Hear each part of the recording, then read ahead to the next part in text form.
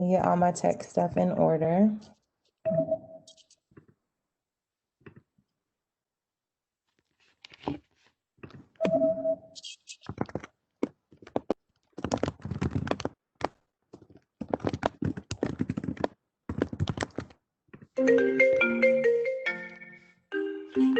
Never fails.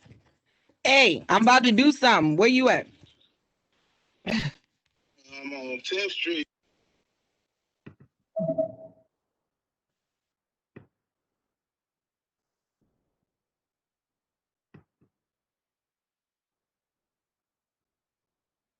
Okay, so I'll get started. Hey everyone, thank you for joining us for Ready to Soar. This series is designed to allow students interested in all things marketing, PR, videography, photography, all that stuff, learn from industry professionals and build their network. I'm Chelsea Holt, and I'm the Director of Marketing and Communications for the Division of Student Affairs here at Central and the advisor for the NCCU Life program. NCCU Life allows students to gain skills in these fields and gain internship experience in these fields and community service hours. So I'm excited to introduce this week's speaker, Domo Jones. I've known her for like 4 or 5 years now. I'm so excited, like seeing everything that you have going on. So a little bit about Domo. She is the lover of all things entertainment and chaotic. When she started TV production in high school, she knew that the entertainment industry was for her. While attending North Carolina Central University, she learned that her network is her net worth and began to create. It didn't matter if it was a campus concert with Kendrick Lamar to a block party, Domo made it happen. Due to her persistence and hard work, she was able to land positions with Radio 1, ABC, CW, Turner Broadcasting, Fox, and more. Upon graduation, she moved to New York, where she was the executive assistant to a manager for Sony Music, By Storm Entertainment, and RCA Records, where she assisted with music licensing, publishing, and marketing and promotions. By 2013, she launched her website, www.iknowdomo.com, and began building the brand with her digital music interview series called The No Show. She landed opportunities such as a guest correspondent on BET's 106 in Park and was featured by major publications for her artist interviews. In 2015, she jumps back into radio full-time as the newest on-air personality for Curtis Media Group's The New Pulse FM 96.9, 102.5, and later that year, she landed the position of publicist for Medium Creative Agency. Due to her large network in the music industry, in 2018, she relocated to San Francisco and created In the Know Consulting. By 2019, she landed a position with Empire as the Director of Studio Management. She has accomplished a lot since graduating from NCCU, so I'm excited. She's going to talk a little bit about her journey and how she got to where she is today. I do have some questions to get started, but if you guys have any questions, please drop them in the chat and we will be sure to get those asked. So Domo, feel free to talk a little bit about yourself and what you got going on. Well, hey y'all. Right now, what I got going on, I'm currently where I spend at least 18 at the, no, we're going to say at the minimum, I spend about 12 hours here on a good day. No more than maybe 21 hours on a bad day here at our music studio. For those that are not familiar, I work for Empire, which is a recording label, distribution label, and publishing label. We are what you would call one of the top 5 in the music industry. We got our start as a distribution company, and within the last 5 years, we've been able to transfer over to being an actual record label. In that time, we've worked with some of your favorite artists like Snoop, let's see, Jack Boy, King Von, rest in peace. Who else I've had in the studio? I've had Boosie here. I've had just all types of people here. And right now, as the director of studio management, pretty much I run the inside and outside of this building. So anything that occurs inside or outside of this building, from when people leave trash out the front to when my staff need their invoices filled so they can get paid, which I am actually working on as we speak. I make sure that it gets done. I have a staff of about 11 under me that I work closely with on a day-to-day basis. But right now I am currently just trying to get my life together because it's Tuesday. I had a slow Monday, which never really happens ever. So now I'm just pretty much trying to catch up on my day. Awesome. It sounds like you have a busy day today. So I know that you, in your bio, you mentioned that when you first started with TV production, you knew that entertainment was the path for you. But was there a specific like interaction? What was the thing that made you realize this is the field that I want to work in? I think it was more so how it made me feel. When I was in high school and I took the television broadcasting class, of course it was just an elective, but just seeing how I was able to maneuver in that position from just being just an anchor. So in my television broadcasting class in high school, shout out to Millbrook, Raleigh. We literally had a television show that would pretty much give us our morning announcements and things like that to tell you what's going on, from homecomings to, when school closures were. And when I was in the class, I was just an anchor originally. But while I was in the class, I took the initiative to not only learn being an anchor and being on camera, but I learned how to work the cameras. I learned how to be the director on set. And around about my senior year, my class was featured in the News and Observer. A reporter came to I guess, interview my teacher to see how he went from the transition of working in television to then now creating this program at my high school. And they wanted to, get, I guess, more of an insight on the class.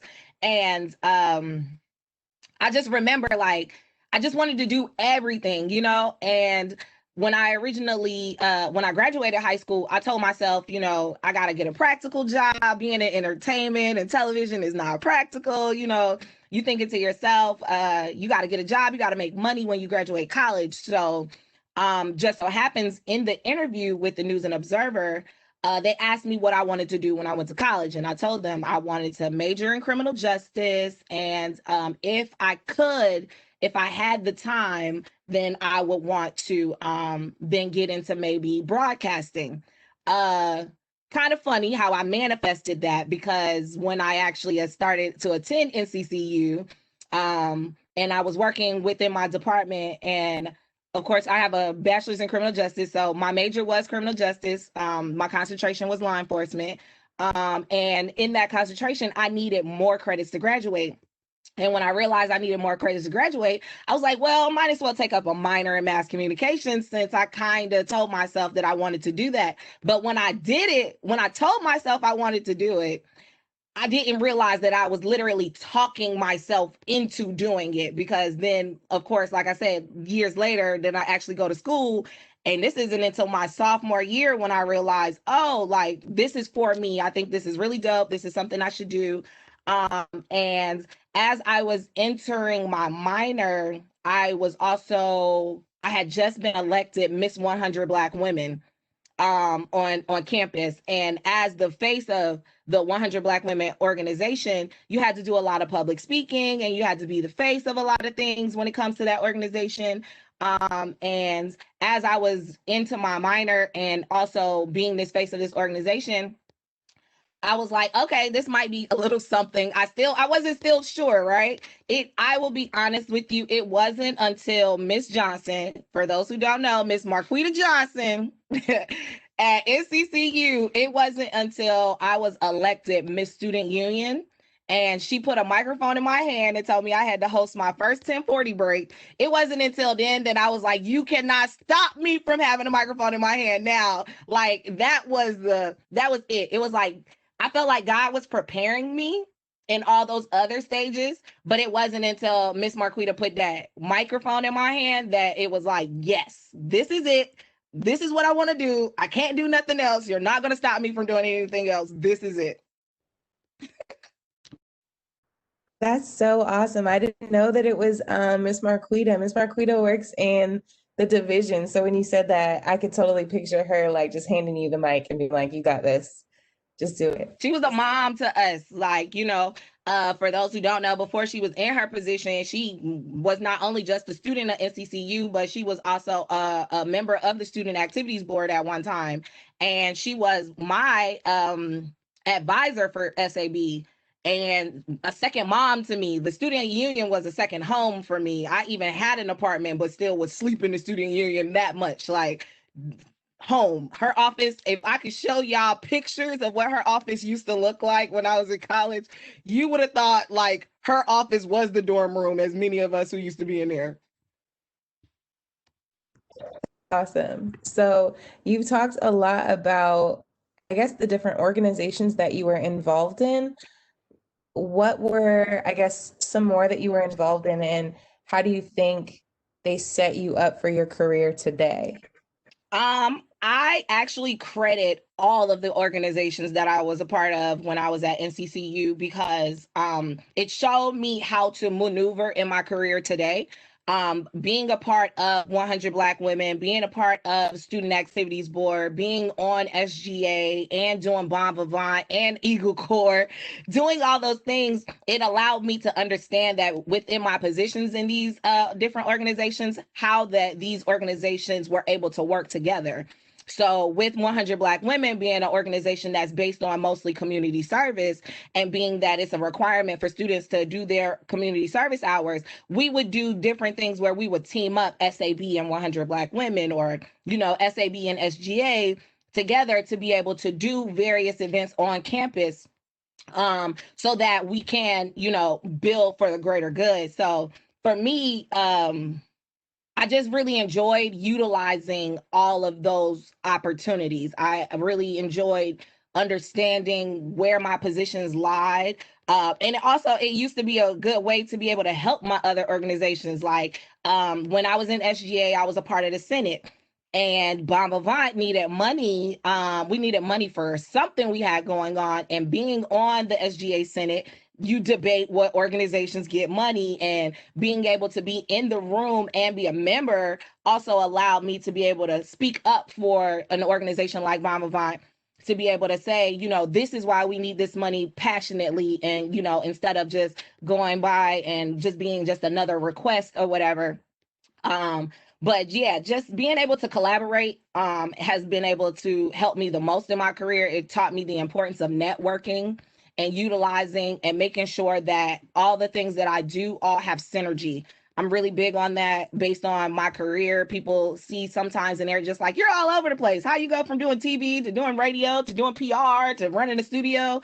And it's like, if people pay attention, they all go together.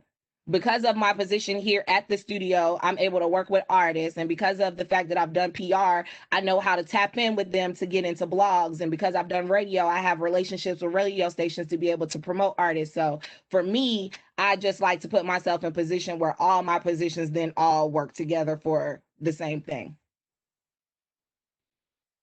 I love that. I think that it does make sense. All of, I guess, the marketing realm careers do tie in together. I mean, you have to have some knowledge of PR in order to, work with artists, because you got to know what publicists want to see. You got to know about blogging, what people want to write about. So it definitely makes sense to have some sort of knowledge in all of those paths. So talk a little bit more about your time at Central. Did you get started with any internships while you were there? How was that process, I guess, on your way to landing, working with Radio One? Did you have any internships? Was Radio One your first internship? How did you kind of get in the door there? So my first internship was with ABC Channel 11, WTVD. And I thought, because immediately I told myself, I want to get into TV. And just shout out to Miss Erica Dixon. She no longer is at Central, but she was the athletic director over at the Walker. And she gave me this really dope idea. So being that I was a criminal justice major, but I minored in mass communications, when it's time for your senior year, you got to do your practicum or whatever. And most of the people in the criminal justice field, they would usually do their practicum with like a police station and all of that. And I just knew that that wasn't where my heart was. So she gave me this idea. She was like, how about you just team the two up, where you know how they do Crime Stoppers, the Crime Stopper show? She was like, you could be able to do Crime Stoppers where you merge criminal justice and television together. And I'm like, that's a brilliant idea. And just so happens, shout out to Dr. Chambers over in the Mass Comm building. He had a relationship over at WTVD. He actually used to work with them, or he had a relationship with this woman named Gail that was over there. So when I applied for the internship, of course, your network is your net worth. Okay, they will get you in the door. So he kind of talked me up, and I landed the internship over there. But while I was there, I learned that the same reason why I don't watch the news. It's very depressing. Every story is a sad story. It's not too many happy stories that you see on the news outside of somebody's cat got found. So it's not too many, so I realized that for me, for a mental place, it wasn't the place that I needed to be. So I knew that I love music, and I, over the years, had already built a relationship with Brian Dawson. Shout out to my big bro, Brian Dawson, and Wade Banner. I had already had really good relationships with them. And Brian used to let me come to the studio and shadow him if I wanted to. And I just started to build up my relationships within the building of Radio One. So when it came time to me actually deciding my senior year, the end of my junior year, I came up with the decision. I was like, hey, I'm an intern at Radio One. It started off me just shadowing Brian Dawson until I officially got an internship. And lucky people now, they get paid for Radio One internships now, but I was running around that building broke, okay? But while I was there, shout out to Nikki Nicole. She really put me up on a lot of audio production and really pushed my audio production skills. I cannot think of what the head of their marketing department name is right now. Deneen, if that is what's coming to me. She was a very big part of me learning the inside and out when it comes to marketing of that building. Shout out to Nate, who used to be there. He was the program director over there, but shout out to J-Tech, that's the program director now. But yeah, in that building, when I got in that building, Nikki Nicole gave me some really standout advice, and she was just like, if you really want to stay here, you need to learn everything in this building. So when I got the opportunity, I just made sure that I didn't let it go. Unfortunately, I didn't get hired at the end of my internship, but I ended up moving to New York and interning with Sony, so it kind of worked out. That's dope. And you just dropped like so many names that are still like continuing in the industry here. And I think just since I've known you, you've always been so good at networking. So what tips do you have like for students in networking? Because I know everybody is always like, you need to network, but how would you recommend they network? For me, I would say, one, I tell people this all the time, and shout out to this lady. I can't even think of what her name is, but it was a teacher that I had at Central. She taught arts and humanities. And when I first met this lady, she kicked me out of her class and everything, but she was one of the most profound artists, teachers I've ever had. And it's because of her that I live this life. But she had this statement where it was, speak only when you know. So when it comes to networking, know who you're talking to and know what you're talking about. Those are the two things that I try to stress the most. You want to know what you can bring to the table and what that person can also bring to the table for you. And then just building authentic relationships, remembering small things. If this is someone that you're meeting and you're very interested in what they can do and how you want to build with them, then you want to remember the small things that they've succeeded at. You want to remember the small things, maybe their birthday, or just the small things of what kind of what gummy bears they like, or whatever the case may be. You will want to make sure that when it comes to doing that, that you giving off authentic vibes, that you're really in tune and you know exactly what you're talking about. No one likes talking to someone when they don't know what they're talking about. I hate people that come to me all the time and be like, let's work. Work on what? What do you want to work with me about? What is it that I bring to the table that can be of assistance to you? Cool. Now you know that. Now let's talk about what I can work with you about. Love it. So let's talk about, so you had your internship TV, then radio, Yeah. and then you're in New York working for a record label. How was this shift? Like, how was it learning? I feel like you learned like 3 different fields in a matter of probably less than a few years. How was all this shift? It was really easy just because I don't know. I'm a busybody. Like I said, I like all things chaotic. So to go from being at the radio station, it just kind of put me in perspective of understanding that you're going to be around celebrities, and learning how to talk to celebrities. Um, and then making the shift to going to New York, it just put it on a larger scale. Being in the radio station, you may see celebrities every once in a while, but most of your work is like theater of the mind. When you move forward and you're actually in the building with these artists and creating with them, working with them on a day-to-day basis, then it starts to come like, what can I do to be an asset in the building that I'm in? So for me, it was just like, just get in where you fit in. I knew that this was something that I wanted to do, and the more that I kept doing it was the more involved I became. And then I'm a learner. I like learning new things all the time. So if there was something else that I could learn in the room, I'm trying to figure it out. If it wasn't for a situation where my mom fell sick and I had to move from New York and go back to North Carolina, but it was my time after when I came back to North Carolina. If it wasn't for the time that I spent in New York learning blogs, reading blogs, understanding what they're talking about, and why they were talking about these things, I probably would have never started my blog. It was the opportunity of being able to leave New York and still wanting to be in the mix that pushed me to the point of where I am now. And I said that as soon as I was going to get on this call, everybody and their mama wanted to call and text me.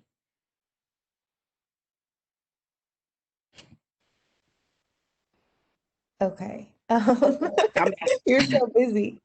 So Elena asked, what advice would you give to someone who's interested in screenwriting? Who should I network with?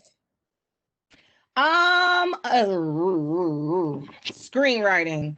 To be totally honest, one thing that I just talked about was being authentic and true. So I'm going to be authentic and tell you, I don't know. I know for a fact there is a guy by the name of Brandon. I'm trying to think of his last name right now and it's forgetting me. Let me look on my social media.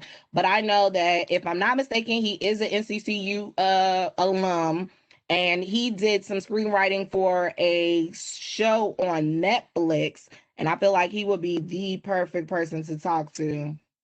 And I was just, I hate social media. It be throwing me all off. But I'm gonna tell you his name soon as I remember it. And for sure, he's somebody I think you should tap in with, because he's the only person that I know for a fact that does that type of stuff. Awesome. I would also add, I think his name is Reggie Lockhart. He's an NCTU alum. I know that we just found out he has an HBO show coming out. So I'll add his name in the chat while you look for the other name. Yeah, because it's like, what? Why right now? Why everybody right now? And I was just looking at him. Oh, there you go. There you go. There you go. Stephen Barrington. That's his name. I don't know where I got Brandon from. Stephen Barrington. Follow him. Yeah. Well, y'all probably can't see this, but Stephen Barrington. This guy here. Damn doorbell. Yep, there you go. You put it in there. Yeah, I would say he's the best person to talk to about stuff like that. Awesome. So I guess going back to you just being outgoing, you know, like everybody. I feel like Domo knows everybody. What tips like do you have for other people, not just networking, but just taking this plunge that might not be as outgoing as you? Like, how should they just take the plunge? Because I feel like every instance that you've told in how you got started in different situations, you just like kind of dove right in. Every So, last one of them. yeah, I guess let's talk about that. For me, I'm just a fearless person. I've always been that way. Once my mind is set on something, I'm just going to do it. Even we can take my job here in San Francisco. When I made the decision to move from Raleigh in 2017 and move to San Francisco, I didn't have no job. I had $300 to my name and 2 suitcases. Okay. I didn't know what was going to happen, but in my mind and in my heart of hearts, I knew what was for me. I knew what I wanted. And I knew that I knew what I wanted, and I knew that I was going to go and get it by any means necessary. So for anyone that is trying to decide what to do, I would say take the plunge and just have faith in the work that you've done and the work that you're capable of. The one thing about me is that I have faith in myself. Um,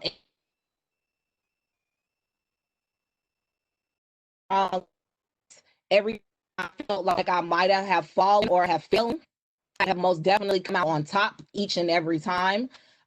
So for me, I can be my worst critic, and I will tell someone that wants to take the leap, do not stand in your own way. Do not allow the thoughts and opinions of others to stand in your way, because those people are not you, and they're not going to regret not being happy in the position that they want to be in years down the road. I take full responsibility for all of my actions. And because of that, that's the reason why I live so fearlessly, is because no one can at least take the fall on it but me. If I choose to do something and I fail at it, at least I tried. And knowing me, if I tried and it didn't work, it's going to eventually work. So I'm just going to keep trying. Word, I love it. And that just made me like remember, I think we had this conversation a couple years back from Art of Cool. Like I was venting to you and you were just like, you got to have faith in what you can do. And I've always like kept that with me. So I definitely agree. And that was to me, you spoke that word over me years ago. I am that friend. I'll tell people that all the time. I am that friend that will convince you you can do anything, okay? You just got to believe in it. And if you believe in it, other people are going to believe in it. Like, you just got to know. If you don't know how to do the work, then no. It is what it is. But it's some positions that you're just destined for. And if you are good at it, it's just going to come to you. You don't even have to worry about it. Facts. So what has been your favorite event to work over your career? Woo! Favorite event. I'm gonna say my first BET Awards. It was super hectic. Working the red carpet. It was last year. It was the Nipsey blue carpet, and we're talking. I have been wanting to be on that BET red carpet for years, and I finally landed my position.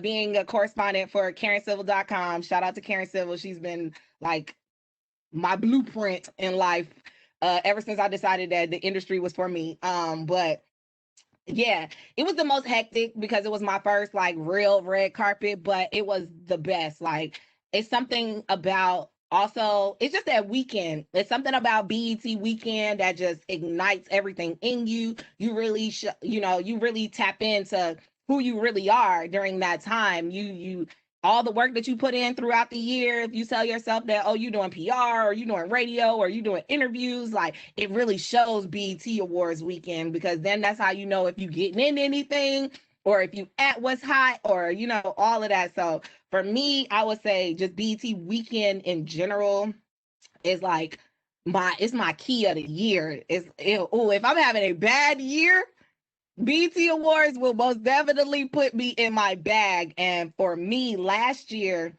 right around BET Awards, I didn't have my job with here at Empire. It was going on. People are asking me stupid questions right now. What I was saying. Okay, yeah. So last year it was getting to the point where I had been living in the Bay for a year, going on a year and a half, and I hadn't landed my job just yet. And I had gave it up to God. I said, God, I'm moving to LA. San Francisco is not for me. I haven't landed the job that I wanted just yet. Like, nah, forget it. I'm moving. And it was right when I decided to give up. I go to BET Awards. I'm like, shoot, I'm gonna be in LA. I'm gonna just tap in with some people in my network and see who gonna hire me when I come to LA. Like, let's focus on that. And I'm at a party for Young Dolph, and my CEO walks up to me. Mind you, excuse me, but I was inebriated, and just enjoying myself. And my CEO walks up to me and he's like, I got the perfect job for you. I'm finally ready for you. And I'm like, soon as I was ready to give up on y'all, here you come, just ready to give me what I wanted. You know what I'm saying? So yeah, that was the best weekend ever. Cause this between us, but that same evening, I was also offered a position to be one of Cardi B's publicists. At the time, I was in the run-in between two other publicists to be her publicist, and I didn't feel like that position was right for me at the time or whatever. So I was just like grateful, but it was just like, soon as you felt like you want to give up on life and give up on your dreams and give up on stuff, then everything just kind of works and happens for itself. So BET Awards weekend 2017.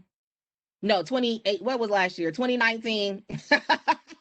BET Awards 2019 was my all-time favorite time ever. That's amazing. And congrats about the whole running for Cardi B. Like you were considered. Like that's dope. Thank That's very Thank you. awesome. Thank you. Yeah, and a lot of people, I keep that to myself. That's just like an inside thing.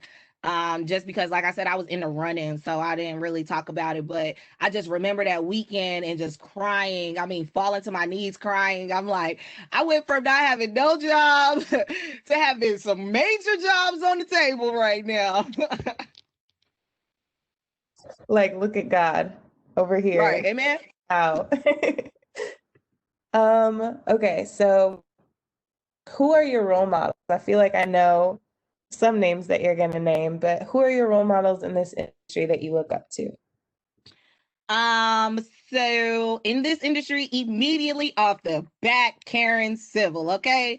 That woman emulates my life, the way that she was able to turn from being just a personality to being the 11th employee at Beats to, creating such a dynamic platform with Live Civil and the Karen Civil platform. So most definitely she's one of my idols and one person that I talk to all the time. I'm grateful that I've been able to not only just build a relationship with her, I mean, not being able to just network with her, but actually build a relationship with her where I can like really call and talk to her whenever I have problems and issues. Outside of that, I would say Diddy.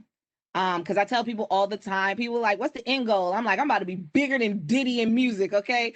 Diddy ain't really rap, but the man is a business genius. He knows how to be relevant at all times and, to really just have a classic feel to him. So he's most definitely one of my role models. And lastly, my mama. Cause my mama is one of those people that ain't never stopped nothing. Okay. I tell people all the time where When I was growing up, I didn't even know we was broke. Okay. I didn't know we was broke. I had everything I ever wanted, whenever I wanted it. And if it wasn't for her being able to instill that into me, I probably wouldn't be where I am today. My mom has most definitely let me know that anything I ever wanted, I can have. I just have to put the work in, as simple as in order to get those new clothes, you needed to get good grades, that type of mindset and instilling that into me. Some call it spoiled. I call it privileged. So yeah, but those three would be like my top role models. I love it. Shout out to Mama Jones. I guess let's talk about Karen Civil, just because I know when we first met, that was like your role model for like then. And I think you've been able to kind of foster that relationship for a while now. So how is that like your role model, and now she's commenting on your Instagram and you're calling her? Like, how did that shift happen? And Um, oh, keep on. yeah, how did that shift happen, and what is it like to be close with a role model, you know? Well, they say your idols turn into rivals. I rather them not become rivals. I just rather them stay idols. For me, I remember so in 2014, January 2014, I kicked off my platform of the No Show and started doing only celebrity artists. No come up artists, no indie artists, just straight already celebrities. And shout out to Nipsey Hussle. He was my first artist interview in 2014. It was Homecoming 2014, where NCCU booked YG and Big Crit for the Homecoming concert. I wanted, back then I had the biggest crush on YG. Oh my God, the biggest crush. And I was like, I gotta talk to this man, okay? I gotta talk to him. Somebody gotta let me talk to him. And at the time, I knew that Karen had a really good relationship with him. Okay, hold on, let's double back. We're gonna double back to 2013. It's A3C conference in Atlanta. Karen Civil, Shanti Das, DeBrad, Deb Ante, and Janae Bolden from Bossip. They did this panel called Ladies Night. And my broke self, did not have the funds to get an actual pass to A3C. And I really, really wanted to attend that conference and listen to them talk about, being a lady in the industry. And I found Karen's email. I emailed her. Okay. I sent her this long email and I was just telling her how much I adore her, how I idolize her. I was telling her how I feel like if I don't go to this conference, my life will be over. I really need to go. Like, I really need to be in this room. I mean, I just poured it all out for her in this email. And luckily it worked. It worked. She ended up getting me passes so that I could attend that part of the brunch. I was able to attend the brunch and the actual conference itself. So from there, we always, because she was able to look out for me then. So what happened? Oh, there we go. Oh, so after that, the following year happens, and I'm like, all right, I'm really in my bag. And I knew that Karen had a relationship with YG. So I reached out to her. I'm like, I'm trying to get this YG interview. He at my university. Who am I supposed to talk to? And I love Brandon. Brandon Moore, he manages Maya now, but he used to manage YG. She tapped me in with Brandon. And ever since then, like, we just always kept in contact. Like, every time I would do the interview, I would send it to her first so she could check it out. She'll even like promote it sometimes on her website. And I just will always just tap in. If it's her birthday, I'm telling her happy birthday. If she having a good day, I'm telling her have a good day. If she ain't having a good day, I'm telling her have a good day. Like, I'm just tapping in with her at all times, just letting her know I'm not going nowhere. I tell people that all the time. I'm one of those people, you can't get rid of me. You cannot. You cannot get rid of me. So for her, I just made sure that I stayed around and then just, again, created that genuine relationship, letting her know, like, I am here. I really do look up to you, you know, and it just got to a point where when you're in this industry, you're always in. So after a while, she just kept seeing me. Stops, you're going to see me. This was pre hair. So, but by that time I started having my program, you really see me at every single event. And yeah, it just was like after a while, instead of me going up to her, she's like, "Hey, Domo, come here!" Like, "Oh, we about to go! Like, come on!" And it's been like that ever since. I love it. You are the queen of shooting your shot. Like that is proof. Just shoot your shot, y'all. Like look at how one email created a whole relationship. And we don't know where it's gonna go from One, here.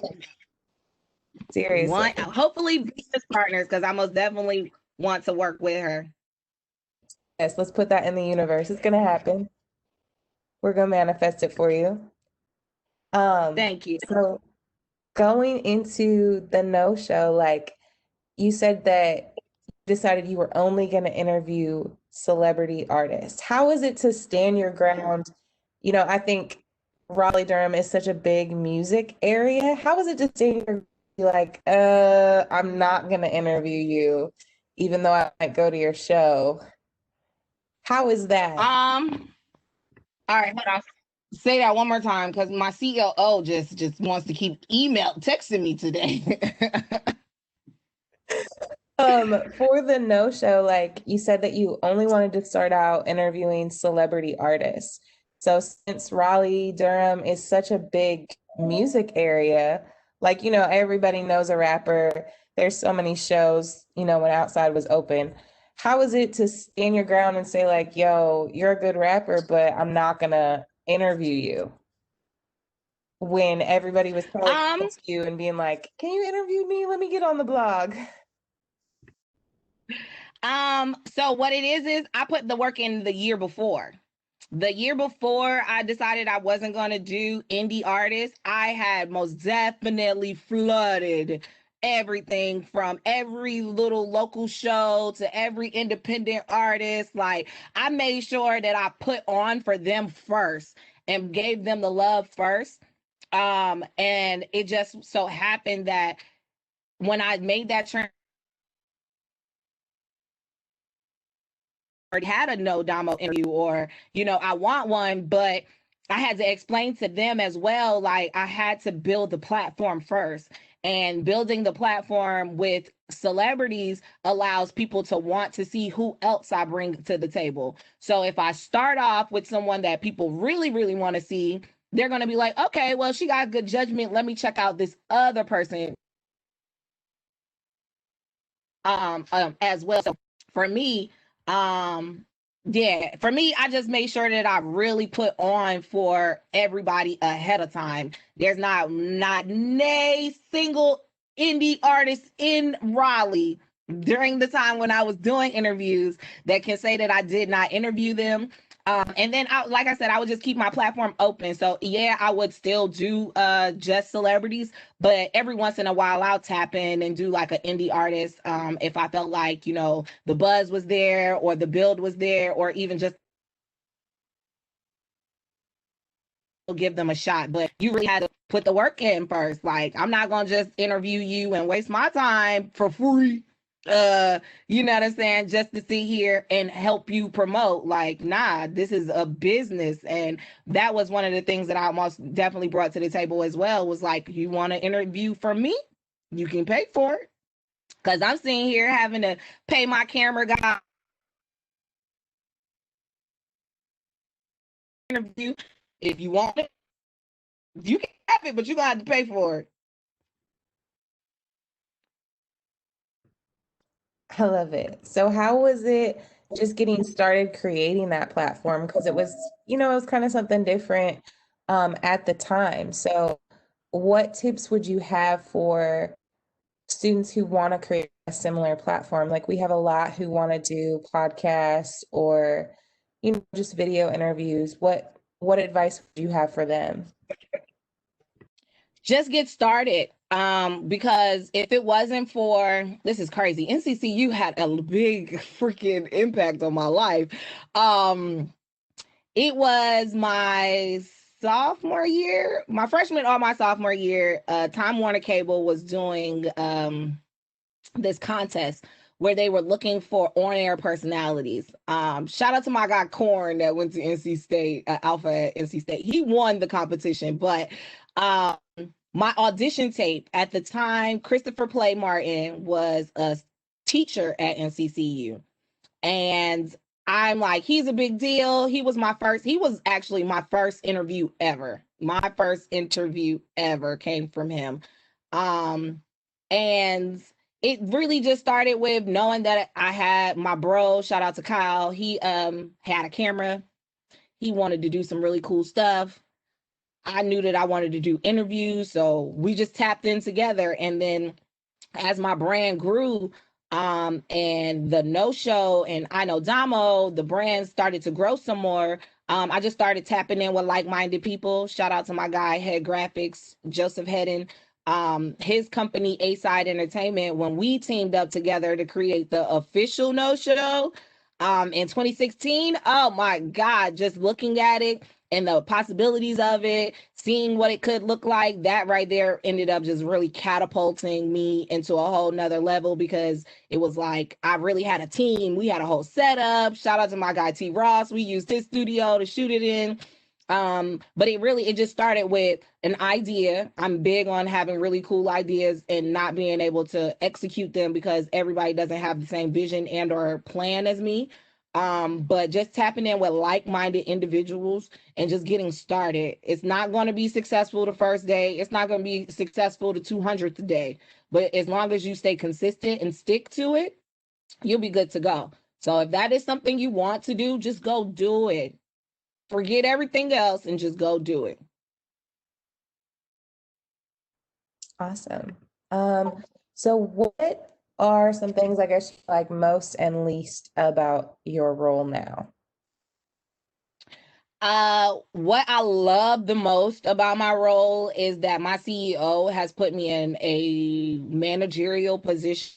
So, I can pretty much make my time and my schedule. It's very relaxed. Like, it's super relaxed. I'm my own boss in a sense. Like, the only people I literally answer to is my CEO. That's the only person I answer to. I talk to him directly.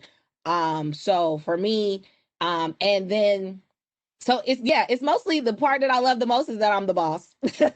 I love being the boss. It just makes me feel good. It makes me feel appreciated. And it just shows that the hard work that I've put in over the years and all the other positions that I've had just shows that I've always been a leader. And that my CEO can trust me to lead his team. He just was featured in Billboard recently and in Rolling Stone. And he talks about him buying the building. My studio is 10,000 square feet. And how it's like his new pride and joy, and to know that, he put me in position to run it for him just means the world to me. The thing that I hate least about my job is that I'm the boss. So when things happen, it falls on me. It doesn't matter what happens in this building, who did what wrong as far as my staff goes, an artist goes, a manager goes, an A&R goes. When something goes wrong, it falls on me. And the babysitting, oh my gosh, like artists are like children. They are super entitled. Okay. They just needy as hell. Excuse my language. But yes, so outside of just, I don't have kids, so I'm not used to people wanting stuff from me all day, every day. But Lord knows these artists, they're just like children. It doesn't matter how old they are. They act just like kids. So I would say, yeah, that's like, outside of being the boss and everything falling on me, the annoying stuff of entitlement, that's about it. Okay, so this is my second to last question. So students, like if you have any questions, drop them in the chat. So I'm not just the only one asking all these questions. But if you could tell undergrad you one piece of advice, what would it be? Mm. Undergrad. Oh, I would have got started sooner. Intern sooner. I should have got started sooner. I mean, I do understand that everything is all in God's timing, but I just think about where I could have been or where I could be now if I would have decided to start doing internships a lot sooner. I turned down a few. I remember when CNN, I got an internship with CNN, and I turned it down all because I didn't want to graduate in December. I wanted to walk with my class. I didn't want to graduate in December, so I turned it down. And I used to look at it like, oh, you're an idiot. Why would you turn on CNN? But I know if I would have never turned down CNN, I would have never had the Sony internship. And if I would have never had the Sony internship, I know I wouldn't be where I am today because my mentor that I met, so shout out to Miss Melanie. She used to be the advisor for the Royal Court. She is a Spelman graduate, and she actually introduced me to my mentor at Sony because he went to Morehouse and they were friends. And if it wasn't for her just saying, hey, I think you should introduce yourself to this guy, I would have never ended up at Sony either. So I would tell my younger self, get started sooner. And, don't fight with your advisors because they got your back. Like I used to fight with Miss Johnson all the time. I used to fight with Miss Melody all the time. Shoot, at one time, shout out to Kent Williams. I used to fight with Kent. Kent tried to fire me from being Miss Student Union, and he tried to fire me from being the SAB president one time because I'm a rebel and I like to do whatever I want to do. So yeah, I'll just tell myself, yo, utilize the people that are there a little bit more and most definitely get started sooner. Like don't wait until your junior year, especially in the entertainment industry, because you look at A&Rs that started off shadowing in these record labels at 17 and by their 30th, they already is the president of Rock Nation or some crap like that. So for me, I would have just wanted to get started a little bit sooner. Okay, so one question in the chat says, what ways do you practice self-care and rest as a Black woman in this industry? Woo, girl. It's crazy because I just had this conversation. Like, I literally just went off on people on Instagram about being a female in a male dominated industry and how we most definitely get overlooked, overshadowed, casted out. Our ideas become other people's ideas, and then men are only the ones that are credited for all of it. For myself personally, I just keep myself grounded around people that I love. When I feel like I need to take a break, I do. I am the queen of just getting low real fast. I will hop a flight to LA or go to Vegas or something like that just to get my mind off of work. Being that I am in this building 18 hours out of a day, seeing the same walls, dealing with so many different people, and the things that happen in this industry, because this industry is not for the faint heart. I just lost two artists, Mo3 and King Von, to gun violence. I lost another artist, my guy Sauce Pack, to a drug overdose. I see domestic violence issues all the time. So for me, I literally just ground myself in my faith. For my personal stuff, like I said, I just take time out. When things I feel like get too rough, thank God now I have an assistant. Before I had an assistant, I would just shut the studio down and just go and be in a bubble by myself. But I run a lot too. I will tell you that I go running in the mornings when my head is not good. But I do mostly because I'm a people person. I cherish being around people that really mean the most to me. So I'll be on group FaceTimes with my tribe, or I'll go out for drinks and dinner with friends that are really close to me, and just kind of like really debrief with myself. But for me, the main thing is just more so understanding my worth and what I bring to the table and standing on that at all times, demanding the respect that I deserve, and going from there.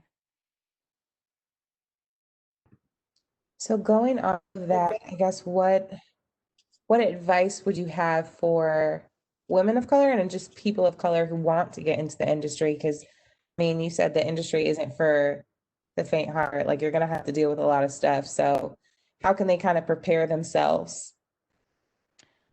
I would say this isn't something that you can prepare for. I will say for it's kind of sad, but it's true for us women of color. The things that you will see on a day-to-day basis here in the industry, like I said, these shootings, drug overdoses, things of that sort, domestic violence, we see that stuff on a day-to-day basis.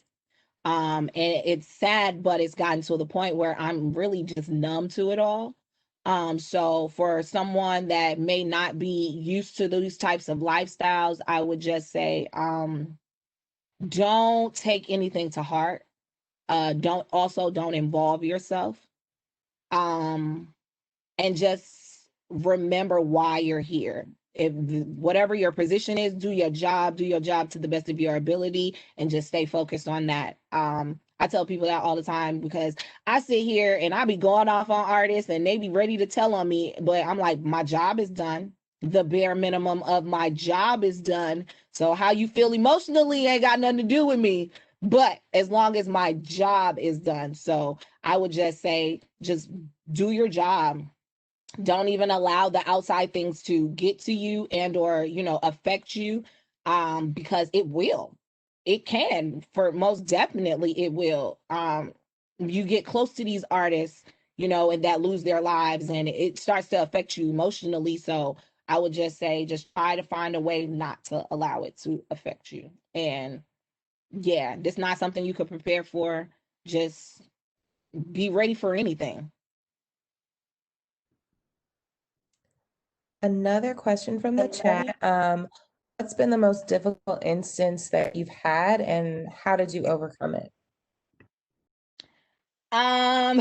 So the most difficult instance that I've had, recently, me and an artist that I was really, really close to, had a disagreement, a miscommunication, and things went left. It got very disrespectful on his part. And I didn't know how to handle it at first. Emotionally, me was like, "Yo, you're out of your mind. How dare you talk to me like that?" But then a conversation with my CEO, and he reminded me that I'm a boss, and as the boss, you got to kind of let things kind of roll off your shoulders. So that piece of advice alone has most definitely helped me in my situations. And for real, how I just overcome it is that I come in the next day like it never happened. And that's how I usually get over a lot of the things that happen, because a lot of it is just something small and stupid that it's just in the moment and it's not going to matter years down the line anyway. So once you start to realize that, there are bigger issues in life, a lot of stuff just doesn't get to you anymore. I just remember, even just in college, you'll think about like, oh, I hated that girl because she dated my boyfriend, and you don't never talk to this nigga ever again. You know what I'm saying? So it's like, I don't know, just understanding the bigger picture and things for me is how I I get over a lot of stuff. It's not too much that really bothers me. Unless you are really stopping my money, my food, or my family, I don't care. Awesome. So the last question I see on my end are, what are your ultimate career goals, and do you feel that you're close to your peak yet? Woo! Okay, so my ultimate career goals is to be bigger than Diddy in music and bigger than Oprah in television. I ain't there yet. I still got some more work to go. And I ain't picked. I'm still climbing towards my peak. You know what I'm saying? I haven't even broken my first artist just yet. I still got some more plaques to go. So yeah, nah, honey, we is still climbing up to that peak. We ain't hit it yet. I said, give me like 5 more years, maybe 5 to 6 more years. I might be there, but it ain't never. To me, I think peaks just mean then after your peak, then you go down, and I ain't never going down. So ain't no peak, shawty. I love it. Remember me in 5 years. I got you, girl. So please drop your last questions in the chat. So while everyone's doing that. I don't know if you see any questions just on your side. Yeah, I don't know. What's this? Oh, Q&A. Okay, we got that one. I seen that one. No. Okay. So where can students connect with you? I see that question too. Oh, okay. So you can follow me on Instagram. I know Domo, IKNODOMO. Yes, I do know how to spell no. I know it's KNOW. But my brand of being in the know is based off of life experiences and not things that you can read in a book. So that's the reason why the W is not in my brand. Just based off of my success personally, it's always just been about what I've been able to, experience for myself. So that's the only reason why my brand is spelled that way, people. I really do know how to spell, but you can follow me on Instagram. You can check out my website and see interviews. I haven't been doing any interviews recently. Just kind of keeping it really low key and focused on my position right now, which was the main reason why I got into this position was, I wanted to take a step back. I had been in the forefront. I had been the face of a lot of different things or the voice of a lot of different things. And no disrespect, but it wasn't no money in radio. And I just couldn't do it. I felt like I had reached like a plateau when it came to it. And I felt like I had so much more to offer. And I know behind the scenes, I can really offer all that I have. So lately I've just been more so focused on that, throwing events and stuff like that. Now that I'm located in the Bay Area, I like to be really tapped into the environments that I'm a part of. So, I've just been more so networking and marketing with different people here, but tap in me on IG, follow me on Twitter, in the know Domo. But yeah, I know Domo, IKNODOMO. Love it. So what are your dreams outside of your professional life? Outside of my professional life, to be honest, just to live a very happy life with my family. I want to have kids one day, and within having that, being able to still be a successful businesswoman as well as a great mother, and wife one day. That for me, that's my aspirations, being able to just do whatever I want. I tell people that all the time. I just want to do whatever I want, and that's where I'm at. As long as I can do whatever makes me happy, from the inside out, I'm cool. Awesome. Well, I don't see any other questions, so I think that we will wrap things up. Thank you so, so much. It's been amazing catching up with you and talking to you. I can't wait to see what else you have for the rest of this year and next year. Can't wait to hear about, BET Awards when outside opens back up again. Right, because COVID ruined everything. I was going to the Grammys this year and everything. I was so annoyed by COVID. It really just ruined it. But yeah, hopefully next year I can really really showcase like the work that I've been able to put in and and go from there. I cannot wait to see it. All right, well, thank you so much. And thanks y'all for viewing this video. Have a good night, everyone. Bye.